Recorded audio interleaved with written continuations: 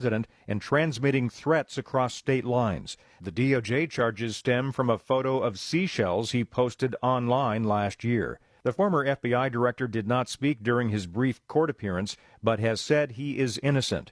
His attorney, Patrick Fitzgerald, said he would argue that the case is a vindictive prosecution, meaning it was brought to punish Comey for exercising his legal rights. Greg Clugston, Washington. The Founding Freedoms Law Center has filed a lawsuit to block what it calls deceptive ballot language. It asks Virginia voters to amend the state constitution. That amendment would grant an overarching right to so-called reproductive freedom and abortion on demand.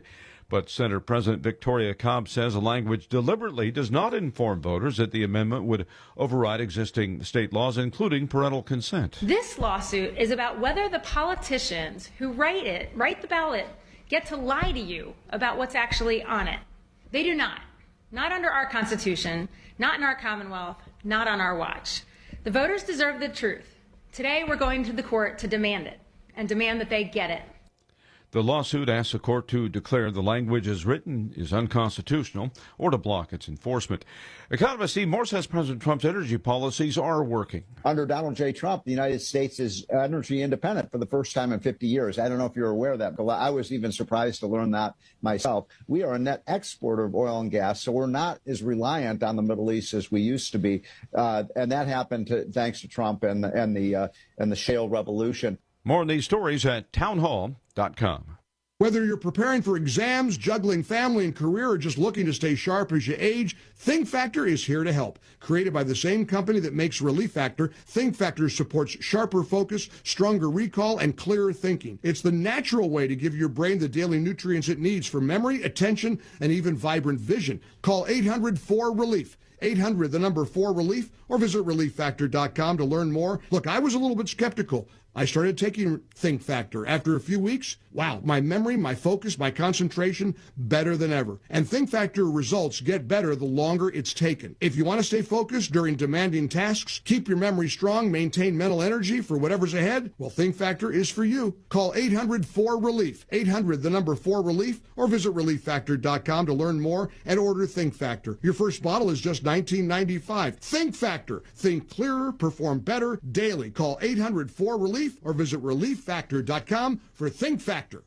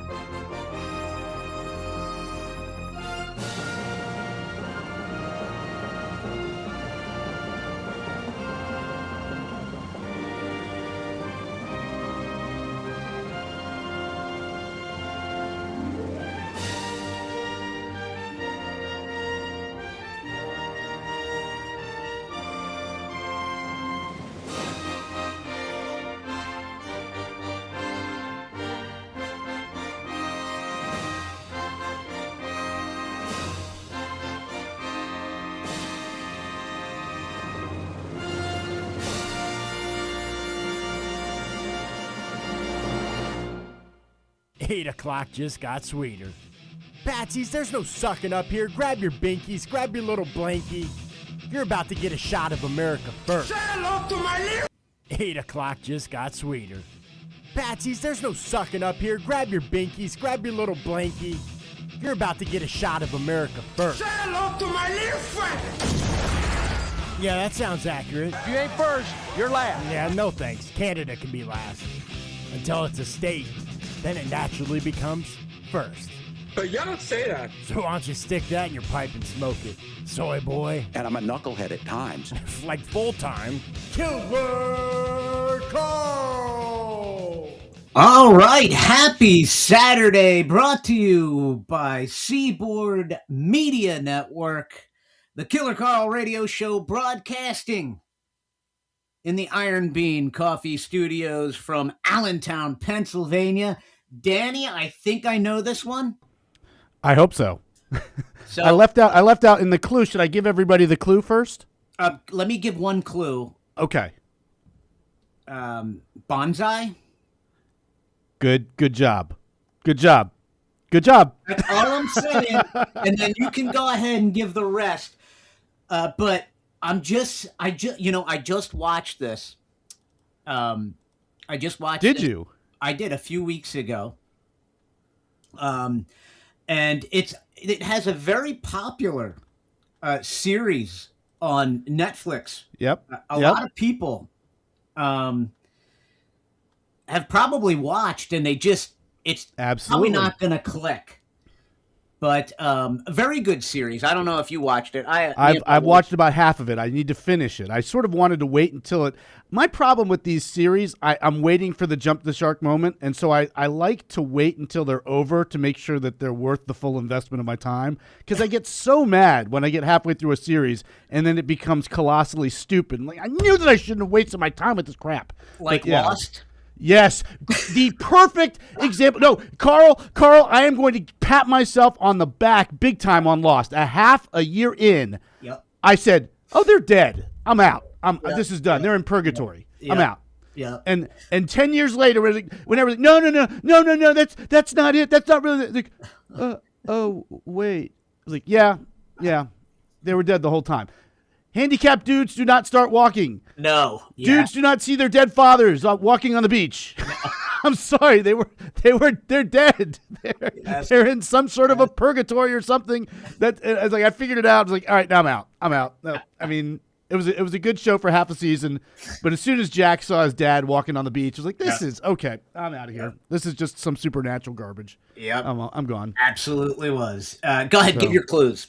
Oh, yes. Okay, which I thought were the clues good, I guess. They were really good. Except I left out something which I'm going to add. Okay. All right, 1984, mega hit and cultural sensation spawned 2 sequels, a spin-off featuring a future 2-time Academy Award-winning Best Actress, a remake in 2010, and, as mentioned, an enormously popular streaming series on Netflix, Oscar nomination for Best Supporting Actor, in hindsight, deserving of the award. Even though the award that year went to master thespian Alec Guinness, I believe, for A Passage to India. Nobody remembers Alec Guinness from A Passage to India.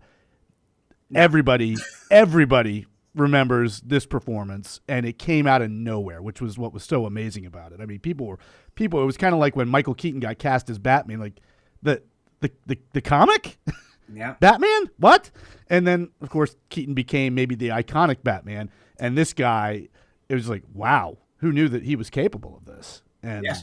And the remake starred a famous martial artist, rap star. Yes, and that too, yeah. Sitcom star's child. And was scored, I will say, the remake scored by the late James Horner, who both the film and score for the remake were better than they really had any business being. It was actually a pretty good James Horner score several years before he died in a tragic plane crash. But it also featured, on the basis of that score, one of the first hits, I believe, from a young Justin Bieber. Oh. Never Say Never, I think. There you go. The quote-unquote theme song from the film based on James Horner's score. So yeah, this one's easy, folks. This is easy. I've made, and next week, the next 2 weeks ought to be at least as easy. Okay. So yeah, but, I mean, he's not going to give you Star Wars. No, no, because 1, I hate that score, and 2, it's too easy. Well, and I hate the score. I mean, it's fine in the sense. Yeah. I thought it was fine as an homage to the early Max Steiner and Eric Korngold scores. I mean, it was the main title music is a total riff on Korngold's theme for the movie King's Row, of course, Ronald Reagan's most famous film from, I think, 1942. But if I played King's Row and Star Wars back to back, again, it'd be like hearing Jaws and then hearing the classical pieces of music. It'd be like, that mother, you know, that's a clear ripoff. Yeah. I mean, John Williams. I mean, some respect to the guy. He's the ambassador of the industry. He's 94 years old. I wouldn't be the film score fan that I am today without him as the gateway drug who got me into it. So, props to him in that regard. But he is basically the industry's version of a sellout. He really is.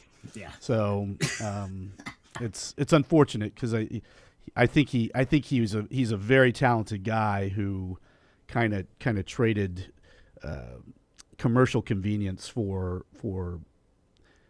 good principles in scoring about midway through his career. So yeah, he's written some great stuff I think later in his life and earlier, but that sort of that middle period where he was at his most famous and scoring all the big movies, the Star Wars, the Indiana Jones. I think that's probably my least favorite period of his oeuvre. So yeah, a little bit of copyright infringement. No worries. A little copyright infringement. Oh, did I say? What did I say? No, I'm talking about him lifting other people. Yes. Yes. Well, I mean, he got sued over. And again, if I played you E.T. and then played you a piece from Les Baxter, sort of a lounge composer from the 50s and 60s named Les Baxter, good friend of Henry Mancini's, piece called Joy, you'd say, oh my gosh. Well, Les Baxter actually sued John Williams over E.T. in 1983. And I think at Henry Mancini's urging, because I think Mancini confronted Williams about E.T. after. He's like, dude, you just ripped off Les. And Williams was like, screw you, Henry. And so Henry went to Les and said, you should sue him. And so he did. There you go. Hey, listen, if you want to win this beautiful picture, look at it. It's still here. I have it because nobody has won it yet, but this is the perfect opportunity. If you want to win this beautiful Joe Biden, come on, man. Barack Obama autograph picture, and I'm going to throw in the one of Trump. I'm going to throw in the one of Trump right here. That's a nice one there. The sooner we get rid of these, we're going to move on to actual good prizes. The one of Trump is good. But the Joe Biden, I get that. But you're going to want this because it's, energy prices are soaring right now and wintertime's coming. Before you know it, it'll be here. And you're going to need something to start that fireplace with. And you got it right here. Keep it above your mantle. Great fire starting material. But give us a call, 888-480-5646, 888-480-5646. And listen, if you want to be part of the conversation, we're going to be talking about all kinds of stuff. We're going to be talking about this gerrymandering thing. We're going to be talking about, Joe Biden. We've got Joe Biden. They dug up Joe Biden, Dan. Yes. Right? So the woman running for governor in Georgia, I believe her name is... Bottoms. Yes, Biden for Bottoms. Miss Bottoms. Keisha Bottoms. That's what it is. The Georgia gang on JF's show during the week calls her Keisha Rock Bottoms. Well, she's dragging out old Jello Brain Joe. So she has hit rock bottom, and it's almost amusing because you know that they took a long time to put this commercial together for her because, well, we're gonna play it, but you can barely understand anything Joe says. It's like everything just kind of like merges together as one never-ending word, if you'd imagine. But let's go ahead and play this because it's comical, to be honest. It really is.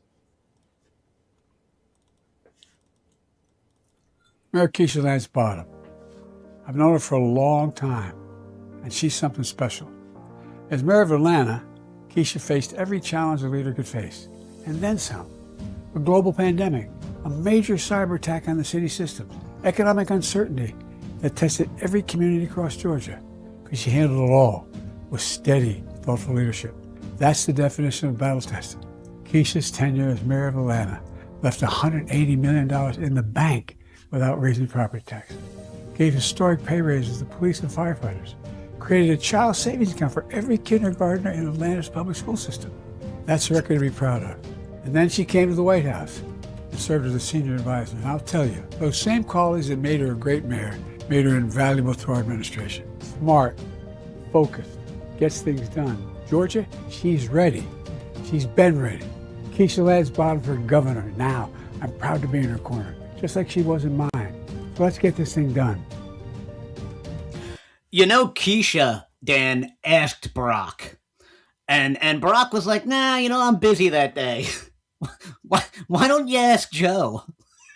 And Joe's never busy, right? He's just like, yeah, let me finish my Jell-O and wheel me out of the retirement home, and I'm ready to go.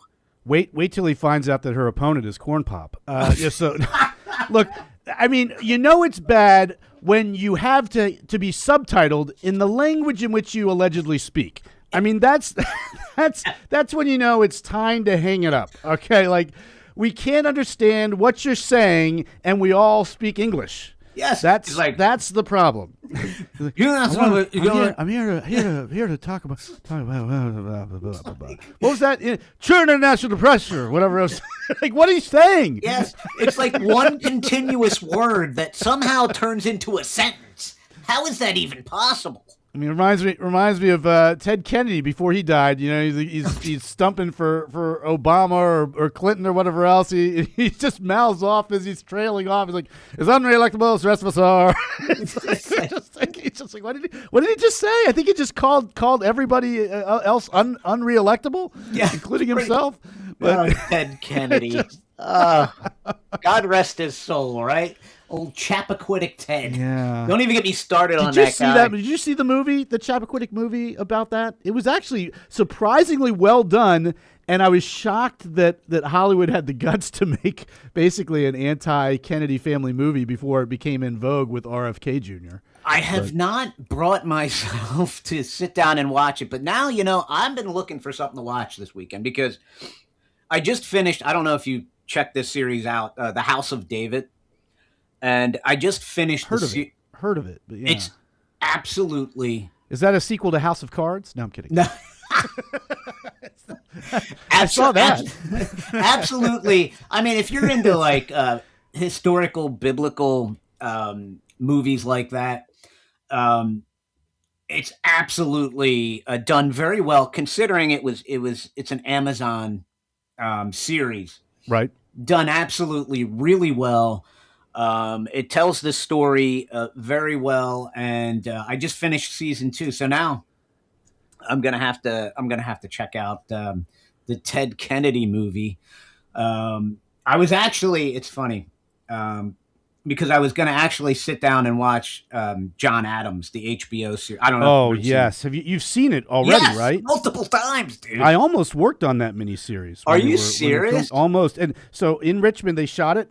Largely around Richmond here in Central Virginia, between Richmond and Williamsburg. And I went out to a warehouse in, this would have been, I guess, early or mid 2006. And I was shocked. They had full-sized houses that they had built inside this warehouse that I guess they were just going to wheel off and drive to location shots. But they'd built full-sized houses in this. Wow. It was stunning. I mean, so I don't think that they spared much expense with the miniseries, and obviously it won a lot of awards. I think Tom Hanks produced it.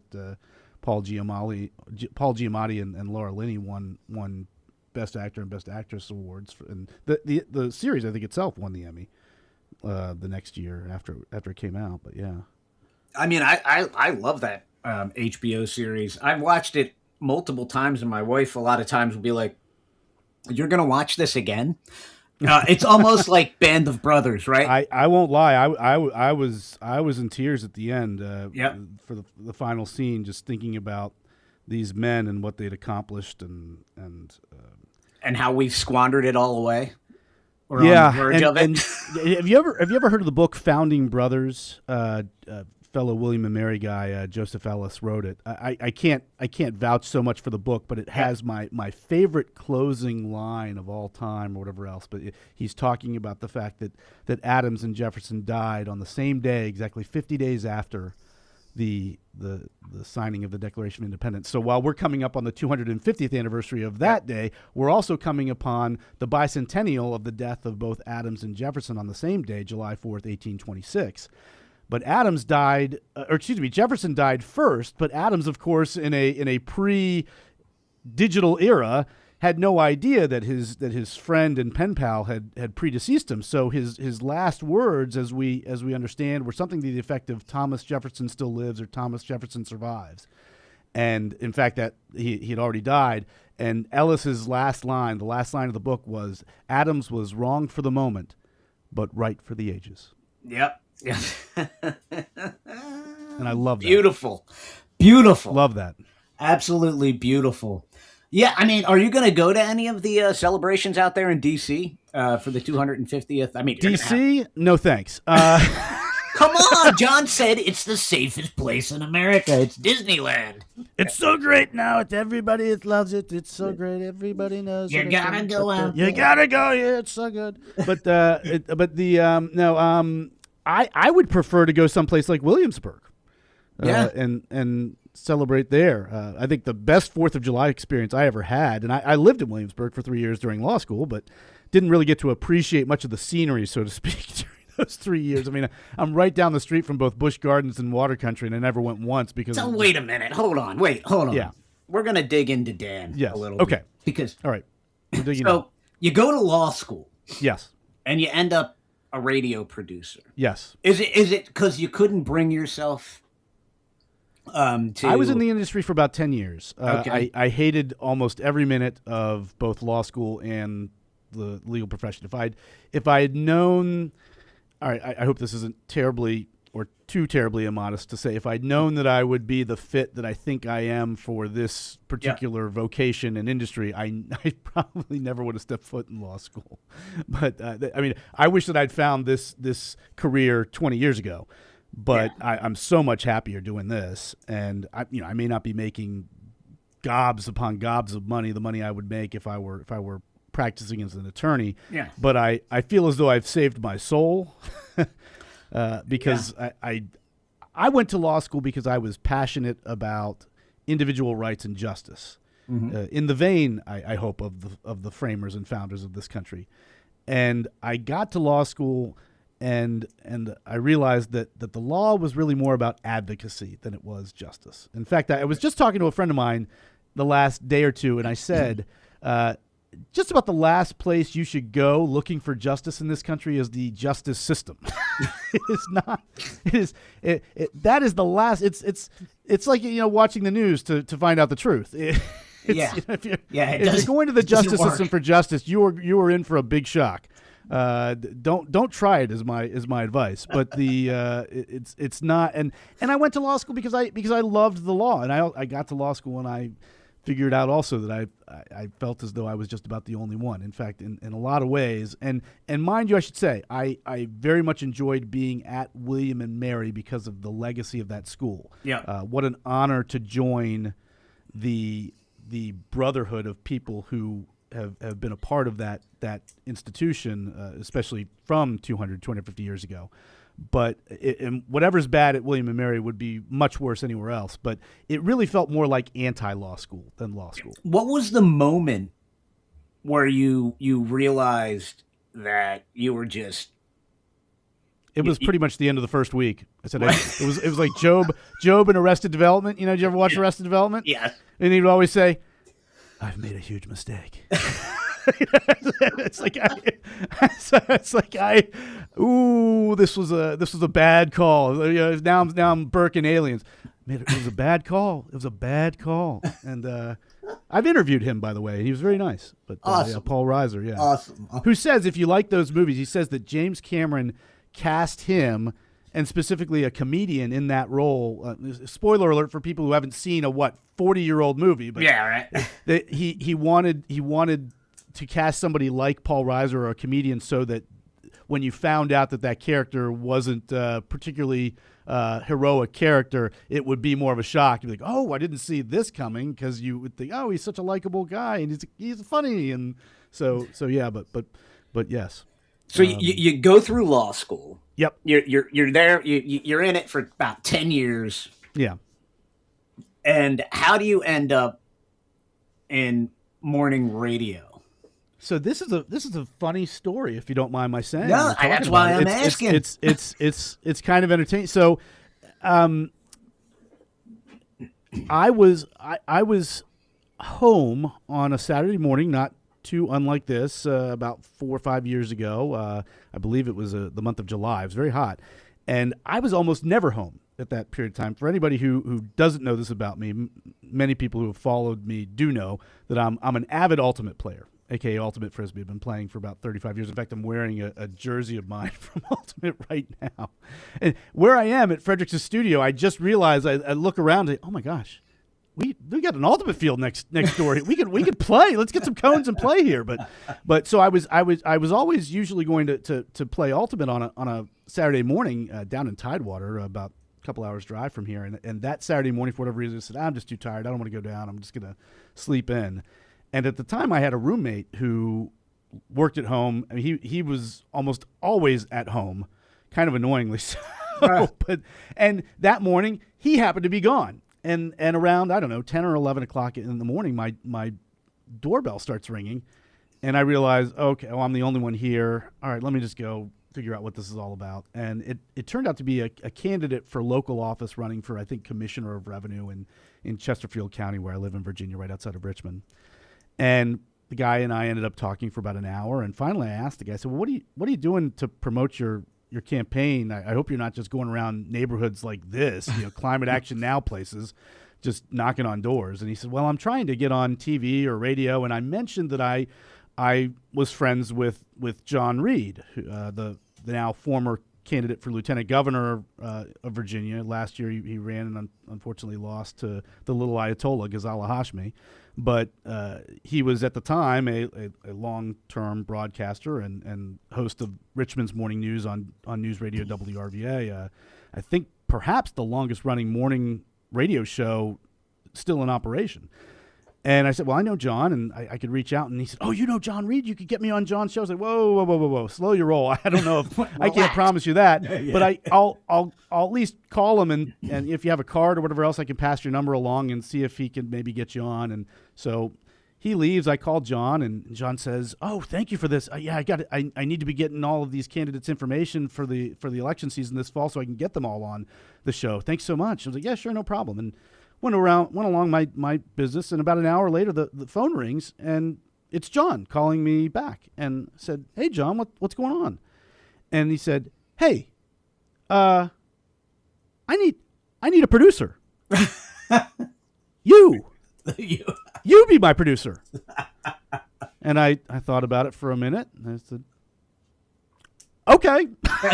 Yes. And that's the story of how I got into it. And I had no aspirations really of becoming any sort of an on-air talent, but in the course of the next couple of years, I'd become John's permanent fill-in host, and I have to be diplomatic about how I talk about this, but yeah. I think it's fair to say that a large percentage of our radio following hoped and expected that I would take over for John when he left to run for office. And that did not happen, and I'll just leave it at that. But if you remember the show Night Court from the 80s, did you ever see that? Oh, yeah, I love that. And so the pilot episode, Judge Harry, who's just kind of speaking of comedians, he's sort of an oddball, goofy magician type kind of guy. He's on the bench making all these rulings or whatever else. And finally, I think John Larroquette's character, who I think also like myself, named Dan, finally just asks him, how did you get appointed to the bench? And he says, well, there's a long list of people that they had to call for this vacancy, and they just started calling on a Sunday afternoon. They called this person, he wasn't home, and they called next person, and he wasn't home, and they called next person after that, and he wasn't home, and so on and so forth. And finally, Dan jumps back in and says, are you telling me that you got this job because? And then Harry says, I was home. There you go. So basically, it's the same way I ended up getting into radio. I just happened, luckily enough, to be home at the right time. Very cool. That's how I ended up where I am now. Very cool story. And listen, if you guys out there don't catch John Reed's podcast that he does on Facebook, It's great. It's on Facebook, what, and YouTube? Facebook, X, YouTube, TikTok. We're trying to break through to some of the quote-unquote right-wing social media platforms, Rumble, Truth Social, Getter. A little bit of a kind of a roadblock seemingly there with some of these. We've had a dickens of a time with Rumble in particular for whatever reason. But I can help you out with Rumble. Yeah. Prior to losing my 43,000 followers and my $8,000 worth of streaming income on Rumble, I was actually I had a pretty decent following. I would stream there every night, so I can help you out with that. Getter's a little tricky. I might be able to help you out with Getter and getting it verified. You just got to get verified on Getter. And yeah, John and I have had we've become practically best buds. We're very, very close at this point. I love the guy. I wish that he'd gotten elected for his sake and for Virginia's sake last fall. We certainly could use somebody with some degree of sanity in statewide office right now, because the present horizon in Virginia is not exactly sunny. Well, he can always run for governor. And hey, you know that I don't want to divulge anything I'm not supposed to, but that might happen. I think that would be. I said this the whole time. You know, when Winsome Sears was out there on Newsmax and Fox News, I actually called in the John show and I said, John Fredericks' show. Yeah, John Fredericks' show. Okay. I called in and I said, man, I said, can somebody tell Winsome to be quiet and just put John Reed out there with her whenever she does an interview and let him speak?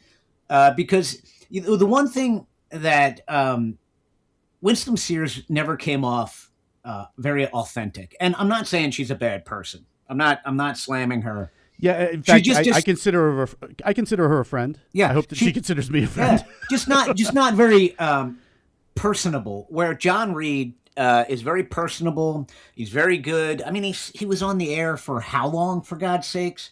TV 10 years, radio almost 10 years. Yeah. So yeah, it's 20 years of experience. Really good with people. You know, when Tyler was producing, John filled in for. That's John right. Filled in. Yeah, and you sort of helped, as I understand. Yeah. He had to do a hit, popped on, you know, and just you could just.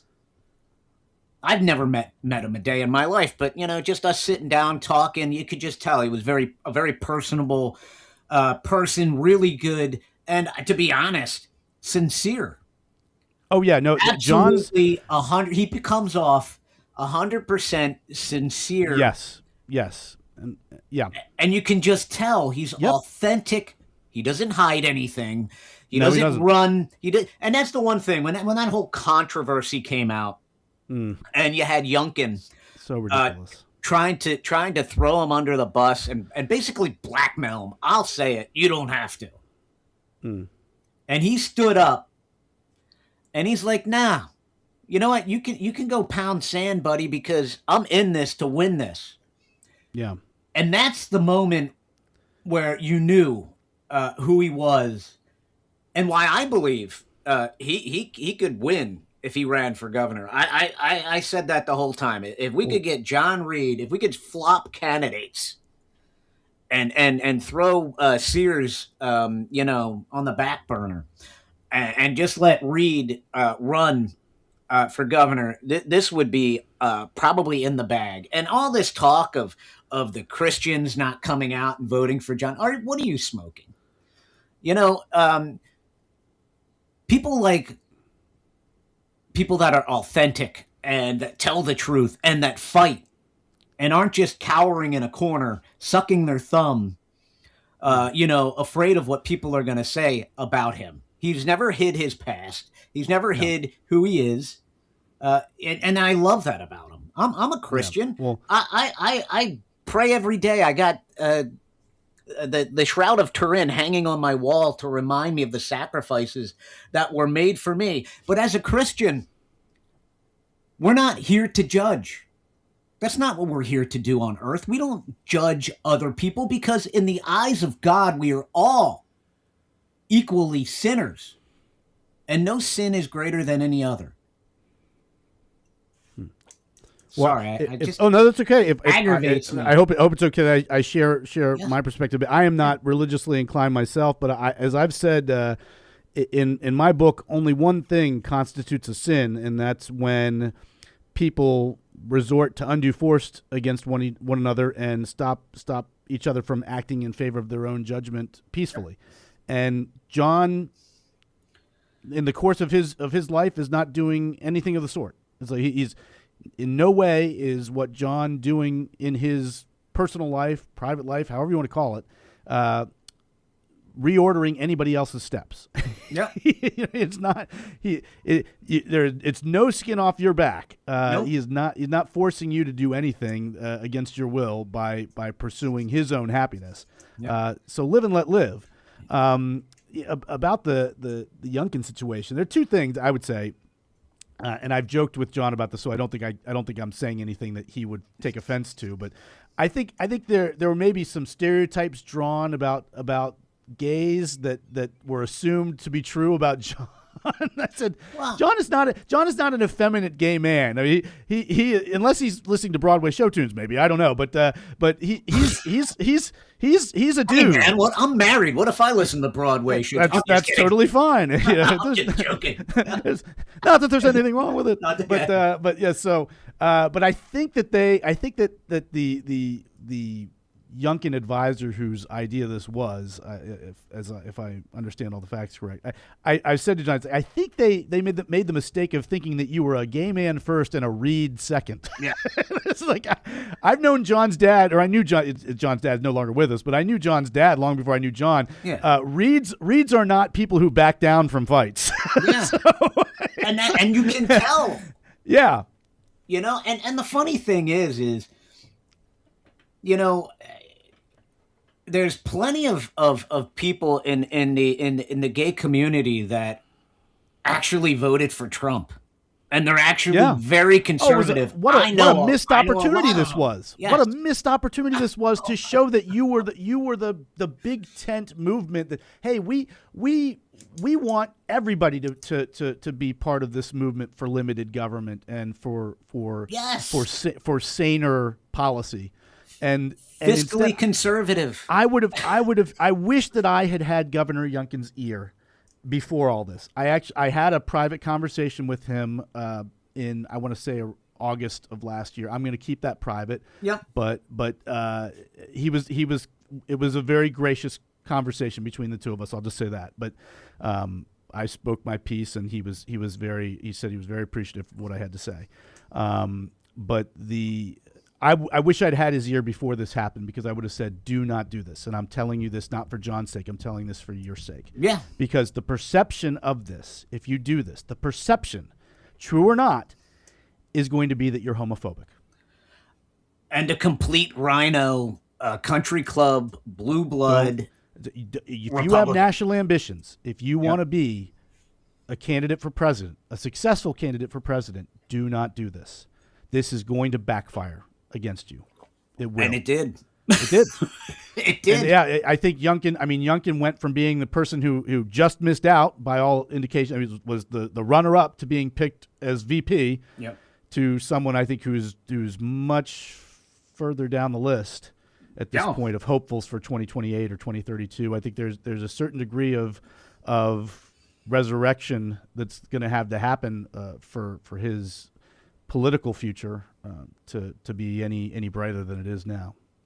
And I think he can trace it back to what he did a month ago, or excuse me, not a month ago, a year ago, pretty much this past week. Yep. Your advisors, you got to be careful. Yeah, and the guy, and I'm not going to say his name for multiple reasons. The advisor who was involved with this, but he's a troubled person. He's a troubled person. You can tell. All right, John Reed for governor. I'm launching the campaign today. You are giving that endorsement. Listen, I gave it way back. I mean, hey, if he decides to run, I'm right on the bandwagon with you. Yeah, I think John would be great in that role. I'm from Pennsylvania, and I always say this.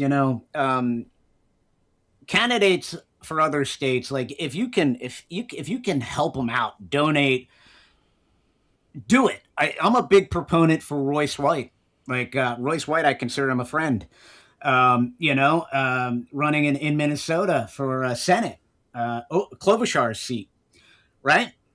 Listen, you can work the phones for Royce. You can donate to his campaign, right? That's what we need to do. If you're in a state and you can help another Senate candidate or even governor, man, do it.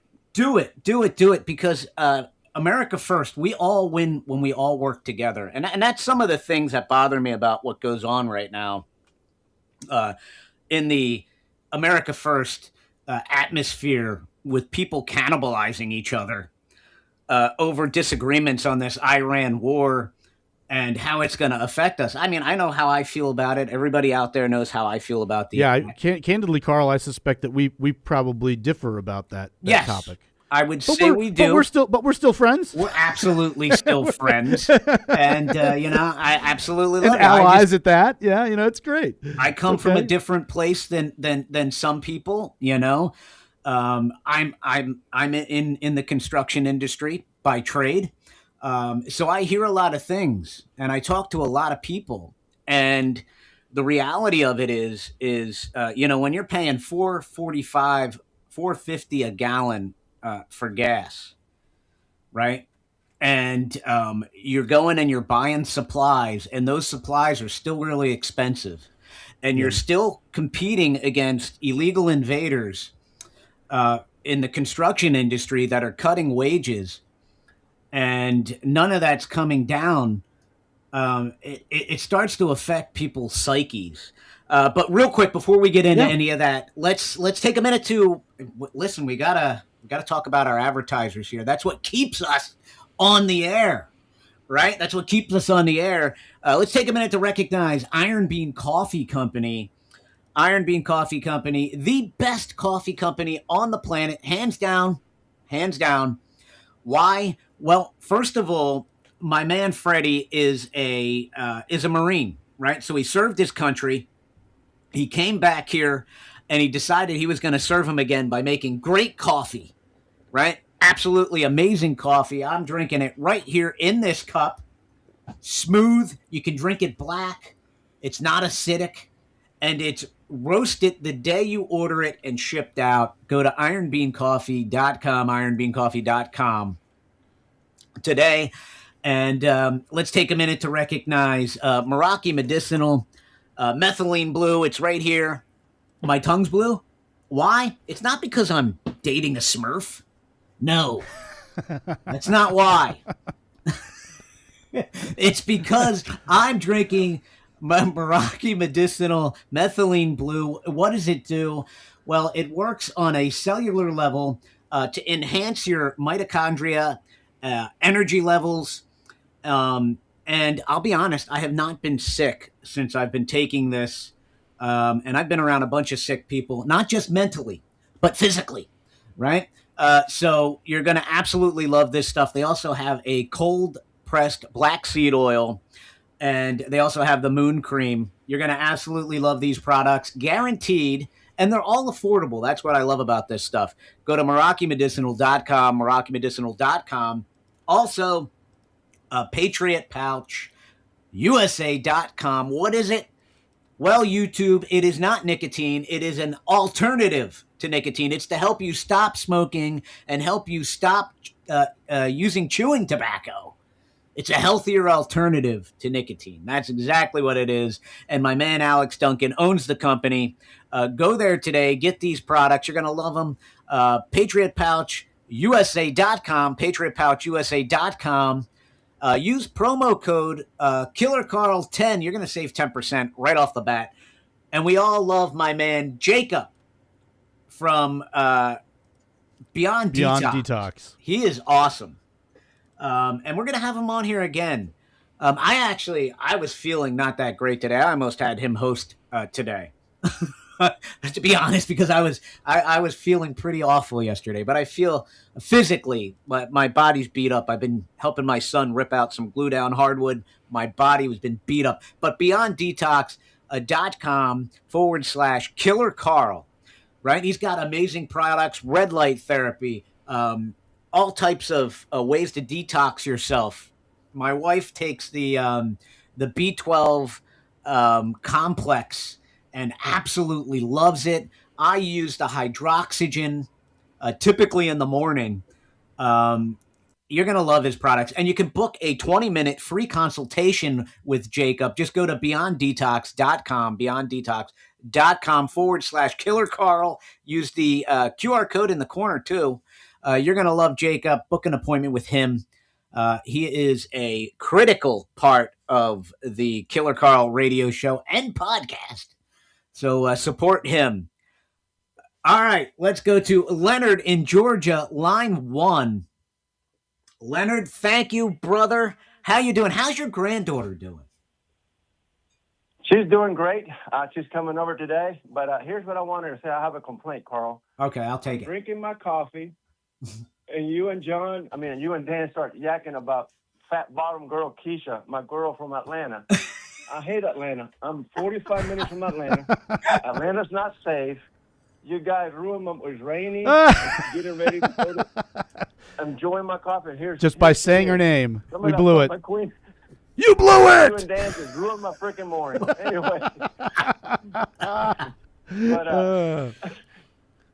I've been fuming the whole time, and you guys been yakking the whole time. So I said, man, I got to call and tell them that you messed up my day.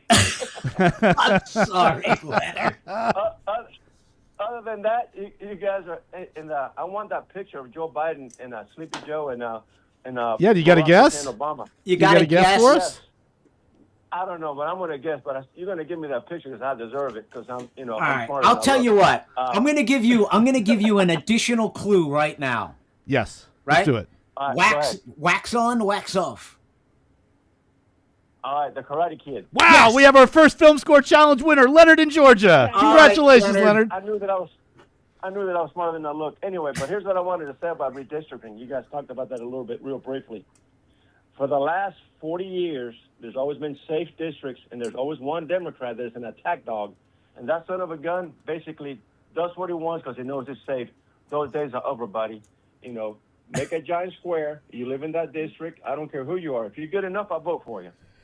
Absolutely. Hey, listen, Leonard, give Dan, stay on the line, give Dan your address.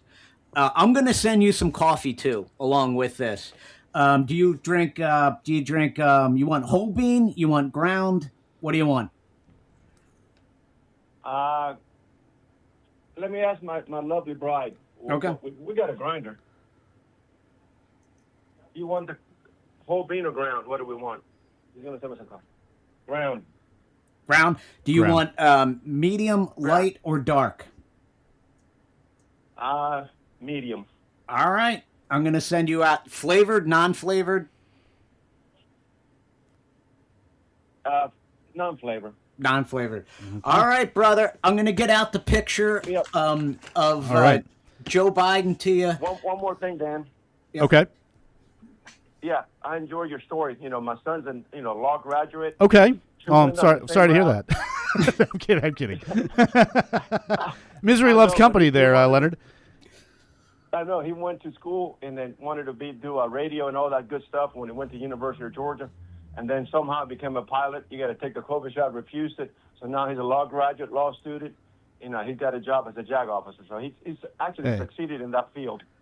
Excellent. Okay, Awesome. well, good to hear that. Yeah, I tell you what. All right, Leonard, buddy. stay on the line. I'm Keep gonna it be up with you and just a moment. Yep, stay on the line. I'm going to go into my rant on Iran. Why not? Right, we're there anyway. No, you know what, Dan? Throw on Newsom or no, throw on the former Virginia governor. Real quick, if you don't mind. You said that the competition in San Antonio was a dance competition? Yes. And it was that you danced the moonwalk? That's right. Are you still able to moonwalk? Inappropriate circumstance. My wife says inappropriate circumstances. What a buffoon. Virginia, you need John Reed. That's all I'm going to say. You need John Reed for governor. Look, man, the thing about this Iran war, and I absolutely love President Trump. So look, I volunteered at his rally when he came to Allentown. I went to absolutely every single rally. I've been with him from the time he came down the escalator, and I'm still with him now. But I believe that this war in Iran was a mistake.